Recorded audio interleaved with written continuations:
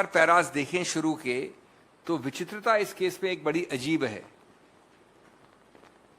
Case के बाद case, यानी पुराने निर्णय लिखे गए हैं, साइट किए गए हैं, जो पढ़ने से भी मालूम पड़ता है कि गलत साइट किए गए हैं, जो लागू नहीं होते या लागू हमारे पक्ष में होते हैं, यानी राहुल गांधी के पक्ष में, या अनुपयुक्त हैं, उनका दुरुपयोग या इस्तेमाल किया गया है निर्णय पे आने के लिए। मैं उदाहरण दूं कुछ आपको।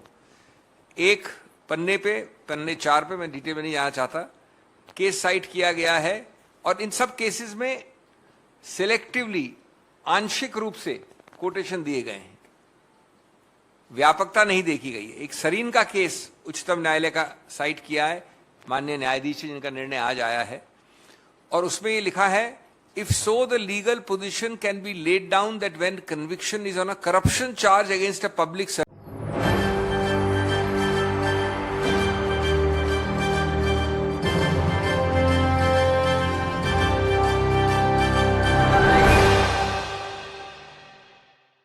राहुल गांधी की संसद की सदस्यता आखिर वापस कैसी होगी? क्योंकि लगातार देखा जाए तो कांग्रेस पार्टी के तमाम नेता ये बता रहे हैं कि यहां पर देश के प्रधानमंत्री नरेंद्र मोदी को, नीरव मोदी को और तमाम मोदियों को जो है यहां पर कहीं ना कहीं राहुल गांधी के खिलाफ याचिका दायर करनी चाहिए थी, लेकिन उन्होंने कोई कदम नहीं उठाया।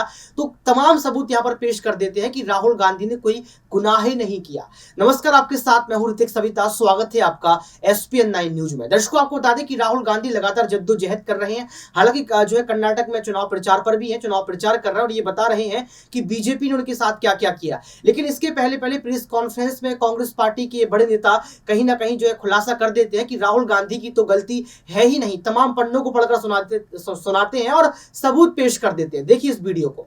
आप जानते हैं कि हमारे जो संवैधानिक न्यायालय हैं, जो उच्च न्यायालय भी आता है, जिसमें उच्चतम न्यायालय भी आता है, उनके पास व्यापक ऐसे पावर्स हैं जिनके अंतर्गत ये जो गलत कारणों से, गलत कानूनी आधार पर दो निर्णय आए हैं, उनको चुनौती दी जाएगी और हमें आशा और विश्वास है कि जल्द से जल्द ये सही की जाएगी, गलती को ठीक किया जाएगा न्यायिक कानूनी रूप से।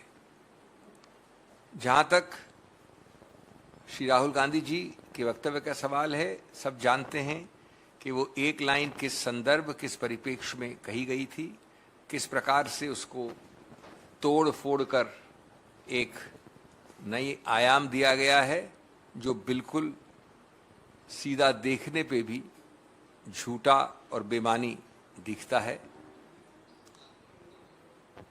जो कारण दिए गए हैं इस निर्णय में वो बिल्कुल संदिग्ध हैं, गलत हैं, कानूनी रूप से मैं कह रहा हूं।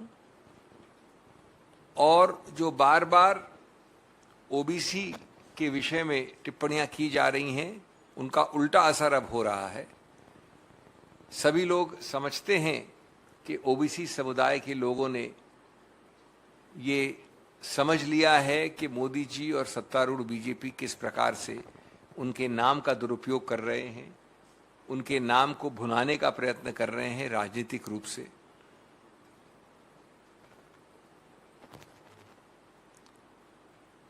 दो वर्ष का मैक्सिमम दंड देना, जो कभी सुना नहीं गया, कभी हुआ नहीं मानहानि के क्षेत्र में।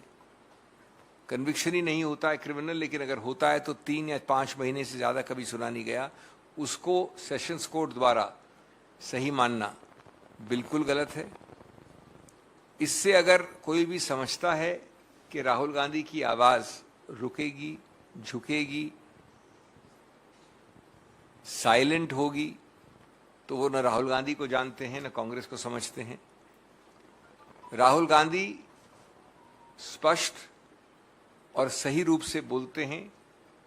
वो लोगों के, जनता जनार्दन के न्यायालय में, उनके दरबार में बोलते हैं और उन्होंने कोई गलत न कहा है न कहेंगे, लेकिन अपनी आवाज़ पुरजोर तरीके से सबके सामने रखेंगे।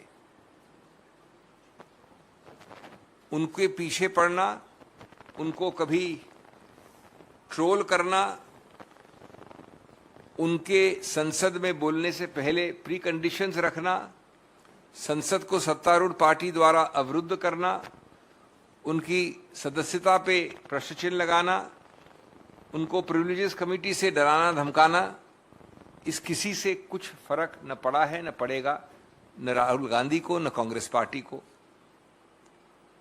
जो उनके कानूनी अधिकार क्षेत्र हैं, संवैधानिक अधिकार क्षेत्र हैं, उन सब का वो प्रयोग करते रहेंगे। और इस जरिए जो चिंता दिखा रहे हैं माननीय मोदी जी, बीजेपी सरकार, सत्तारूढ़ पार्टी, वो सिर्फ एक चीज दिखा रहे हैं, वो चिंता व्यक्त कर रहे हैं, घबराहट और बौखलाहट व्यक्त कर रहे हैं इस प्रकार के हथकंडों से, न कि राहुल गांधी के जनहित में पूछे गए इतने सारे अलग अलग प्रश्नों का उत्तर देना, भ्रष्टाचार से संबंधित बहुत पैनी दृष्टि से पूछे गए प्रश्न इत्यादि। अब मैं 2-4 मिनट लूंगा आपके साथ में, तकनीकी नहीं होना चाहता, लेकिन आपको एक छोटा सा एक झांकी देना चाहता हूं कि किस प्रकार से पढ़ने दिखने में भी ये निर्णय गलत लगता है जो आज आया है। और मैं जानता हूं कि मैं जनता से बात कर रहा हूं, आपके जरिए जर्नलिस्ट से बात कर रहा हूं, मैं कोई कानून की बहस नहीं कर रहा, लेकिन जब निर्णय आता है तो निर्णय में आवश्यक हो जाता है कि कुछ तो कुछ डिटेल में जाया जाए।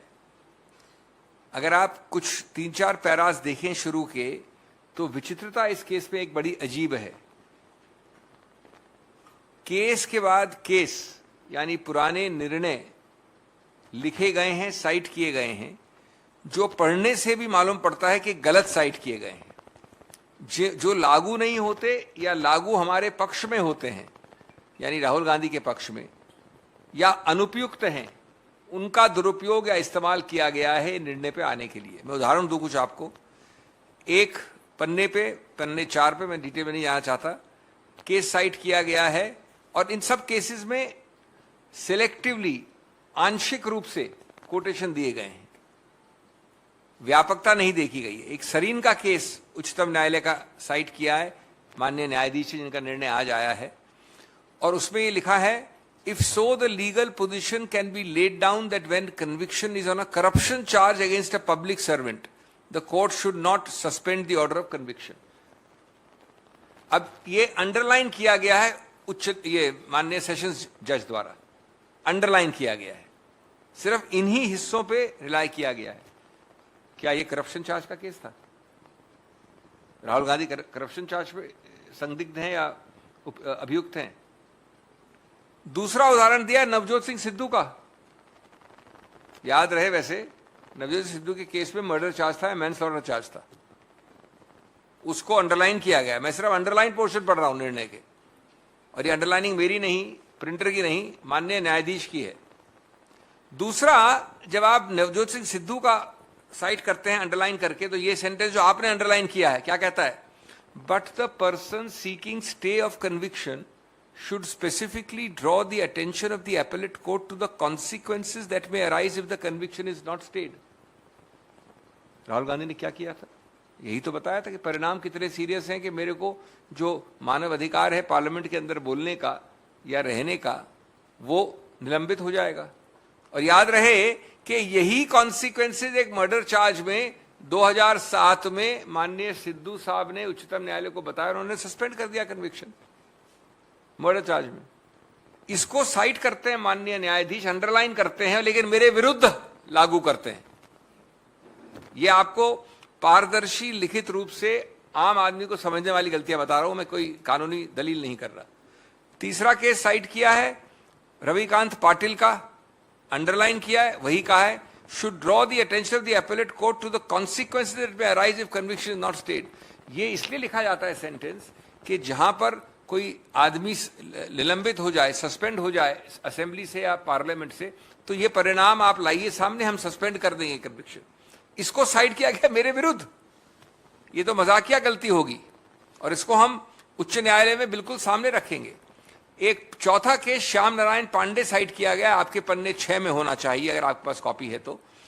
उसमें लिखा है, similar, if the convict is involved in crimes which are so outrageous, then it would have serious impact on the public perception of the integrity of the institution, then it should not be stayed. Criminal मानहानि so outrageous, इसको तो terrorism जैसी बात कर रहे हैं। या खून खराबे की बात कर रहे हैं? मानहानि का चार्ज है जो अभी मानहानि के लेवल पे है। इस प्रकार के कई ऐसे और उदाहरण हैं जो दिखाता है कि प्राथमिक सिर्फ देखने से भी निर्णय संदिग्ध है, गलत है, कानूनी रूप से जिसका आधार नहीं है। 3 और जगह, एक उसका उदाहरण है पृष्ठ नंबर 10 पे और एक अंत में वापस बार बार इस न्यायालय ने, इनके माननीय न्यायाधीश ने कहा है कि appellant has insulted and humiliated Mr. Modi, the Prime Minister. And then he said, and other 13 crore members of the Modi community. तीनों जगह ये बड़ा स्पष्ट है, मैं कोट कर रहा हूं, मैं अपनी बात नहीं कह रहा, ये बड़ा स्पष्ट है कि उनका पूरा निर्णय इस बात से एक ओवरशैडो हो गया है या ज़्यादा प्रभावित हो गया या दुष्प्रभावित हो गया है कि माननीय मोदी जी डिफेम हुए। लेकिन वो बात भूल गए जनाब कि मोदी जी तो कंप्लेनेंट ही नहीं है, मोदी जी तो कंप्लेनेंट ही नहीं है। हाँ, अगर आप कहते हैं कि हर उनमें से जो 13 करोड़ मोदी से उन्होंने लिखा है उसमें से कोई भी आके ये याचिका डाल सकता है तो वो बात दूसरी है। लेकिन उन्होंने हमेशा कहा है, ये भी पढ़िए दूसरी जगह जहां कहा है उन्होंने, पैरा 5 रोमन 5 एट पेज 12,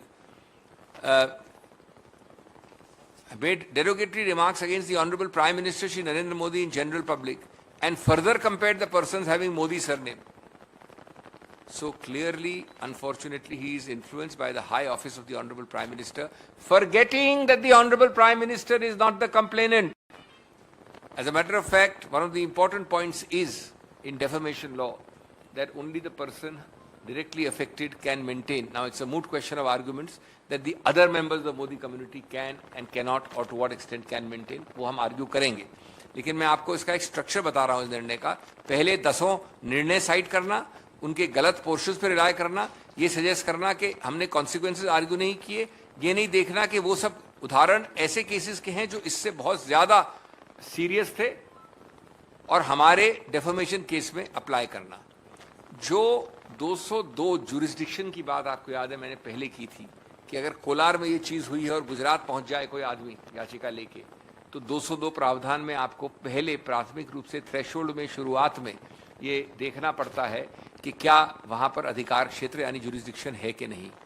उस पर पूरा एक सेक्शन लिखा है, लेकिन ये नहीं कहा कि भाई मैजिस्ट्रेट का ऑर्डर जो हमने चुनौती दी है सेशंस कोर्ट में, उन्होंने कहां डील किया इसके साथ, या उनका इसके साथ डील करना सही है या गलत है, ये कहीं नहीं बता पाए हैं। ये पूरा 3-4 पन्नों पे उन्होंने डील किया है, यानी सेशंस कोर्ट ने, माननीय न्यायाधीश ने, लेकिन ये नहीं बता पाए कि किस प्रकार से ये जस्टिफाई होता है कि कोलार से जो गुजरात की यात्रा है उसको उन्होंने 202 को अप्लाई करे, लागू किए बिना कैसे निर्णित किया। अंत में मैं जो पैरा 12 है उसके अंत का पोर्शन पढ़ देता हूं, अपनी बात खत्म करता हूं हिंदी में। Based on the above discussion, I hold that the learned counsel for the appellant has failed in demonstrating that by not staying the conviction and denying an opportunity to contest the election on account of disqualification, an irreversible and irrevocable damage is likely to be caused. अब ये बताएं मुझे, मैं जानना चाहूँगा, मैं educate होना चाहूँगा कि किसी भी MP MLA इससे ज़्यादा क्या बता सकता है कि मेरे जो दिन निकल गए पार्लियामेंट के, संसद के, उनको आप वापस नहीं दे सकते। इर्रिवर्सिबल का मतलब क्या होता है, इर्रिवोकेबल का मतलब क्या होता है, और क्या दिखा सकता है कोई दुनिया में ऐसा व्यक्ति नहीं है जो इन्होंने जो लिखा है यहाँ पर, by not staying conviction and denying an opportunity irrevocable and irreversible damage is likely to be caused. That is the whole case of Rahul Gandhi for stay of conviction. बाद में आप कन्विक्ट करिए ना, फाइनल में हियरिंग में कन्विक्ट करिए, लेकिन जब तक ये लंबित है तब तक स्टे करें। इससे ज्यादा क्या ज्यादा प्रभावशाली कारण हो सकता है जिसको 3 सेंटेंसेस 6 लाइन में 12 नंबर पैरा में एक डिसमिस कर दिया है। ये सब, इसके अलावा बहुत सारे और गलतियां हैं जिनको चुनौती। तो देखा आपने इस वीडियो को देखने के बाद आपको पता लग गया होगा कि आखिर सच क्या है, क्या राहुल गांधी ने गलती की है, क्योंकि राहुल गांधी इस बात को एक्सेप्ट ही नहीं कर रहे हैं कि उन्होंने किसी ओबीसी वर्ग समुदाय का जो है यहां पर अपमान किया है, क्योंकि उन्होंने नाम लेकर यहां पर जिक्र किया था। लेकिन इसके बावजूद भी सूरत कोर्ट का फैसला आता है और राहुल गांधी को 2 साल की सजा हो जाती है। और इसके बाद आपने देखा कि राहुल गांधी का ये कहा जा रहा है कि 8 साल का राजनीतिक कैरियर भी खत्म हो चुका है, आयोग घोषित कर दिया गया। लेकिन अब देखना यह पड़ेगा कि जो सबूत यहां पर पेश किए गए हैं, क्या इन सबूतों का प्रभाव आने वाले समय में क्या सुप्रीम कोर्ट में देखने को मिल सकता है। क्या राहुल गांधी सहित तमाम कांग्रेस पार्टी के नेता ये सबूत जो है क्या सुप्रीम कोर्ट में पेश कर देंगे। आज के लिए सिर्फ इतना ही। देखते रहिए SPN9 न्यूज।